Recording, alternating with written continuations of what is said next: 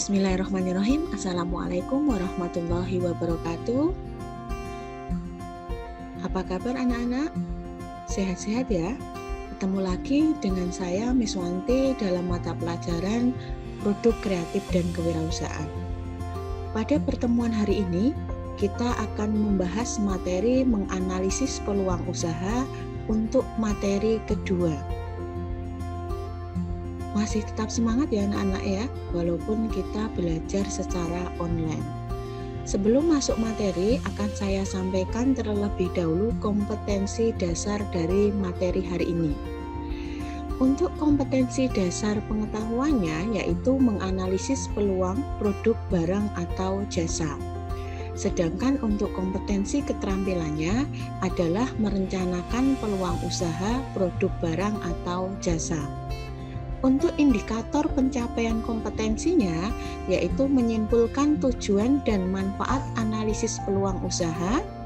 Yang kedua, menyimpulkan metode pendekatan analisis peluang usaha. Yang ketiga, mempresentasikan hasil analisis peluang usaha. Adapun tujuan dari materi hari ini, yaitu diharapkan setelah proses pembelajaran selesai nanti, kalian bisa menyimpulkan tujuan dan manfaat dari analisis peluang usaha dengan baik. Yang kedua, kalian mampu menyimpulkan metode pendekatan analisis peluang usaha dengan baik. Yang ketiga, kalian bisa mempresentasikan hasil analisis yang kalian buat mengenai peluang usaha dengan baik. Berikut saya tampilkan peta konsep untuk materi peluang usaha yang kedua ini. Jadi setelah minggu kemarin kita belajar cara mencari ide peluang usaha, kita berarti sudah dapat ide peluang usaha.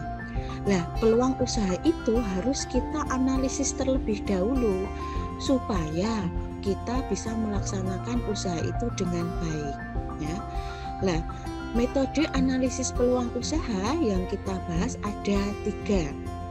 Yang pertama, analisis SWOT, ya.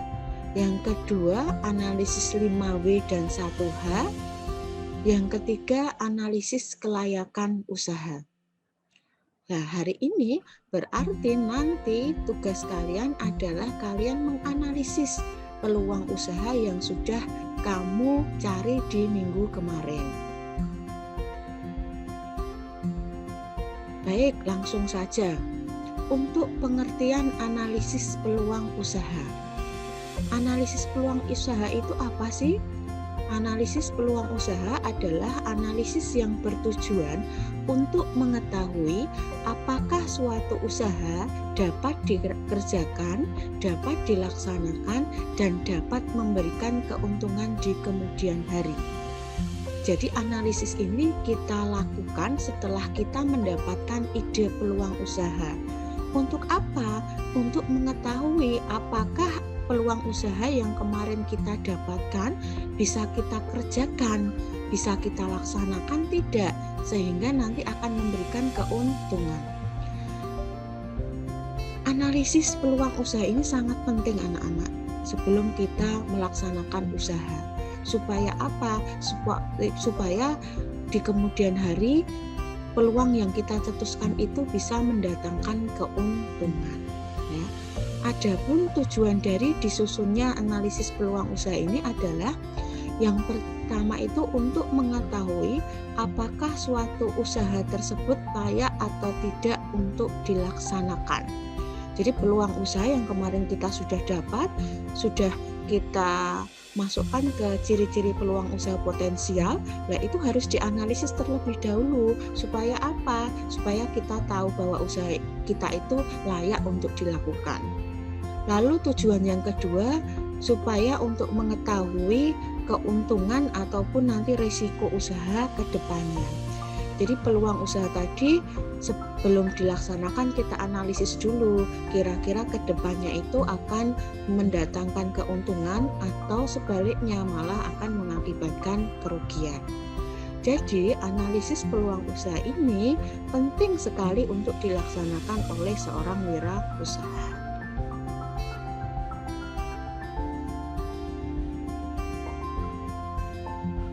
Seperti peta konsep yang tadi di awal saya sebutkan, bahwa cara menganalisis peluang usaha itu ada 3 cara.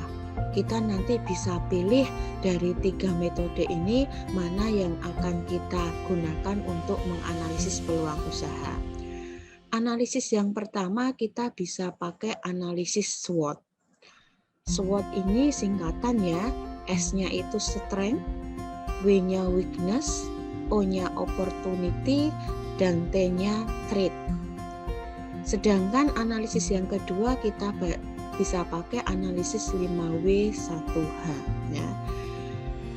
Untuk analisis yang ketiga kita bisa pakai analisis kelayakan usaha. Nah, supaya kalian bisa memilih mana metode yang akan kalian gunakan untuk menganalisis peluang usaha yang sudah kalian cetuskan kemarin, mari kita simak satu persatu penjelasan dari 3 metode ini. Anak-anak, untuk yang analisis SWOT, saya sudah menyediakan video. Ini langkah-langkah untuk kita bisa melakukan analisis peluang usaha, yaitu dengan menggunakan analisis SWOT. Kita simak terlebih dahulu videonya ya.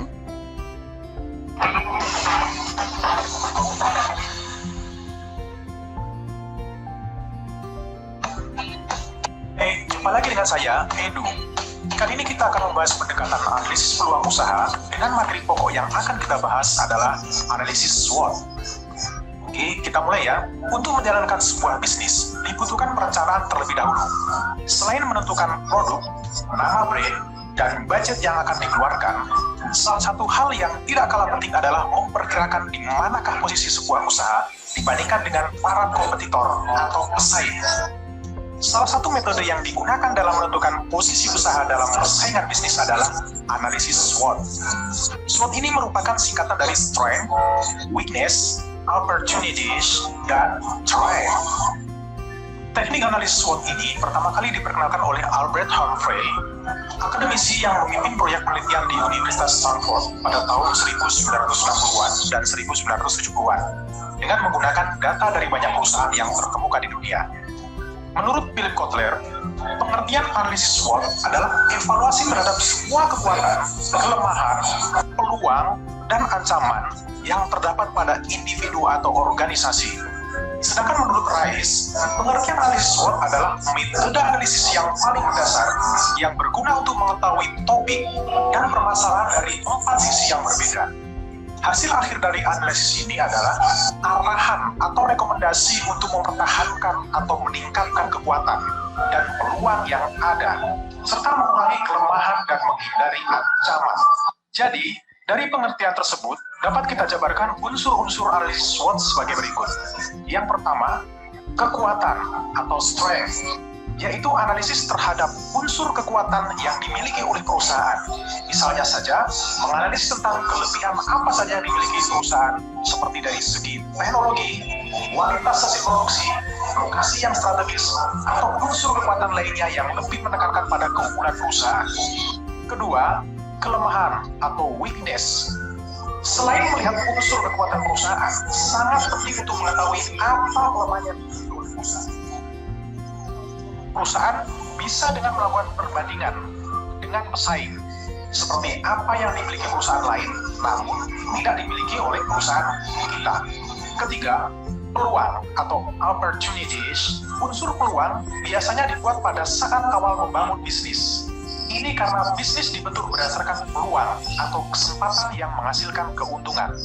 Unsur peluang termasuk daftar apa saja yang memungkinkan bisnis mampu bertahan dan diterima di masyarakat, baik dalam jangka pendek maupun jangka panjang. Yang keempat, ancaman atau threat.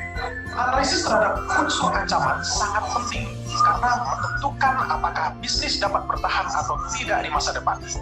Beberapa hal yang termasuk unsur ancaman, misalnya banyaknya pesaing, ketersediaan sumber daya, jangka waktu minat konsumen, dan lain sebagainya. Analisis SWOT adalah analisis paling dasar yang sering digunakan untuk mengetahui suatu permasalahan dari 4 sisi yang berbeda, yaitu kekuatan, kelemahan, peluang, dan ancaman yang dimiliki oleh sebuah perusahaan. Metode analisis ini dianggap sebagai alat yang sederhana namun cukup kuat untuk menemukan ragam permasalahan dari 4 sudut yang berbeda seperti berikut. 1. Bagaimana kekuatan mampu mengambil keuntungan dari sebuah peluang yang ada. 2. Bagaimana cara mengatasi kelemahan yang dapat mencegah keuntungan. Ketiga, bagaimana kekuatan mampu menghadapi ancaman yang ada. Keempat, bagaimana cara mengatasi kelemahan yang mampu membuat ancaman menjadi nyata atau menciptakan sebuah ancaman baru. Hasil dari analisis ini dapat digunakan sebagai rekomendasi untuk meningkatkan kekuatan dan mempertahankan peluang, serta pada saat yang sama dapat mengurangi kelemahan dan menghindari potensi ancaman. Analisis SWOT juga berperan sebagai instrumen yang bermanfaat dalam aktivitas analisis strategis. Dengan analisis ini, organisasi dapat meminimalisir kelemahan dan menekan dampak ancaman yang harus dihadapi. Ada 2 faktor yang mempengaruhi analisis SWOT, yaitu faktor internal dan faktor eksternal. Faktor internal adalah faktor-faktor yang berasal dari dalam suatu perusahaan, yaitu kekuatan dan kelemahan dari perusahaan itu sendiri.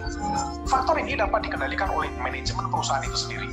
Contohnya, sumber daya yang dimiliki, keuangan atau finansial, kelebihan dan kelemahan organisasi, sumber daya manusia, manajemen pemasaran, distribusi, dan lain sebagainya. Sedangkan faktor eksternal adalah semua faktor yang berasal dari luar perusahaan, yaitu berupa ancaman dan peluang yang akan berpengaruh terhadap perusahaan. Faktor ini tidak dapat dikendalikan oleh manajemen perusahaan. Contohnya, budaya masyarakat, kebutuhan masyarakat, tren, kondisi perekonomian, peraturan dan kebijakan pemerintah, teknologi, lingkungan, peristiwa yang terjadi, dan lain-lain. Dalam menerapkan analisis SWOT, dapat dibuatkan beberapa pertanyaan yang dapat memunculkan pemecahan analisa yang dibuat oleh perusahaan. Contohnya adalah sebagai berikut. Pertama, strength atau kekuatan. Kelebihan apa yang dimiliki oleh perusahaan atau organisasi kita? Apa yang membuat perusahaan atau organisasi kita lebih baik dari perusahaan atau organisasi lainnya? Keunikan apa yang dimiliki oleh perusahaan atau organisasi kita? Apa yang menyebabkan perusahaan kita mendapatkan penjualan? Apa yang dilihat atau dirasakan oleh konsumen kita sebagai suatu kelebihan? Kedua, weakness atau kelemahan. Apa yang dapat kita tingkatkan dalam perusahaan atau organisasi? Apa saja yang harus dihindari oleh perusahaan atau organisasi kita?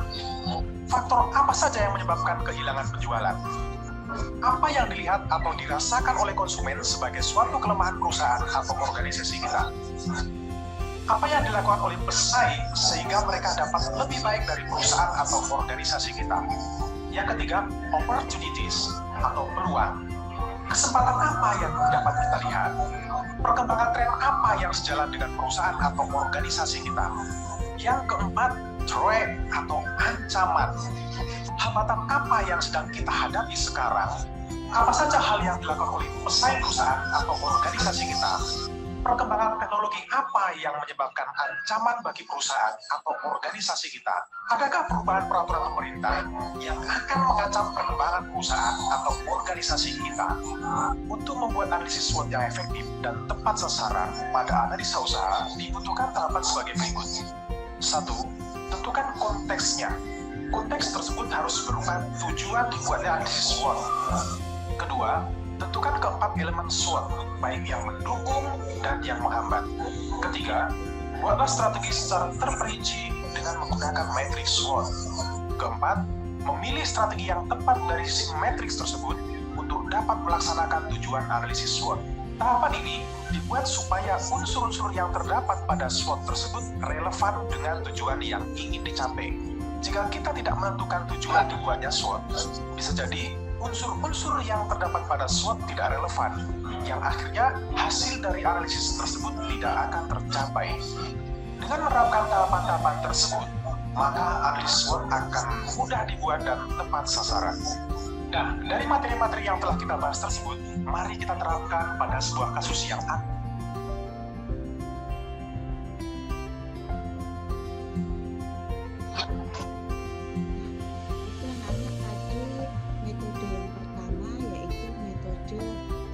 SWOT ya. Jadi di dalam analisis SWOT kita akan menjawab soal-soal seperti tadi di video, bagaimana strength, kekuatan, kelemahan, ancaman, dan peluangnya. Lalu untuk metode yang kedua yaitu metode analisis 5W dan 1H ya. Ini juga singkatan ya anak-anak ya, seperti tadi analisis SWOT. W yang pertama adalah what ya. Apa jenis usahanya? Jadi di sini nanti kalian harus menjawab apa sih jenis usaha yang akan kamu kembangkan. Yang kedua, why? Kenapa memilih usaha ini? Jadi apa yang melatar belakangi kalian membuat usaha ini apa? When? Kapan akan dilaksanakan? Kapan usaha kalian itu akan dilaksanakan untuk menjadi sebuah bisnis?